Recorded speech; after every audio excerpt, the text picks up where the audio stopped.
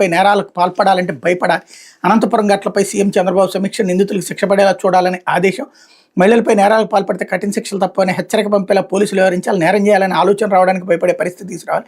రాష్ట్రంలో ఏ మూల మహిళపై నేరాలు జరిగిన కఠినంగా వ్యవహరించాలి ముఖ్యమంత్రి చంద్రబాబు అధికారులను ఆదేశించారు. వైకాపా ప్రభుత్వంలో 5 ఏళ్ల పాటు నేరగాళ్లపై నియంత్రణ లేకుండా పోయిందని, గంజాయి మాదక ద్రవ్యాలకు అలవాటు పడి చట్టం అంటే లెక్కలేనితనంతో వ్యవహరించడానికి కొందరు అలవాటు పడ్డారని పేర్కొన్నారన్నమాట. వీళ్ళదే ప్రభుత్వంలో ఎవడన్నా నేరం చేసినా అప్పుడు ప్రభుత్వందే తప్పు, అప్పుడు ప్రభుత్వంలో చేస్తే కూడా వాళ్ళదే తప్పు. అదొక విచిత్రమైనటువంటి ఒక స్ట్రాటజిక్ గేమ్ అనమాట, మైండ్ గేమ్ అలా నడుపుతూ ఉంటారు. రెండోది అంటే పోలీసులకు పూర్తి స్వేచ్ఛ. ఎవరాపారు ఇప్పుడు? ఎవరు తీసేసుకున్నారు వాళ్ళని?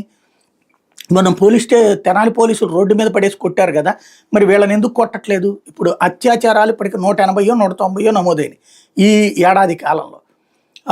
అత్యాచారాలు కావచ్చు, లేకపోతే కనుక హత్యలు కావచ్చు. వాళ్ళందరినీ ఎందుకు కొట్టలేదు ఇట్లాగా నడి రోడ్డు మీద?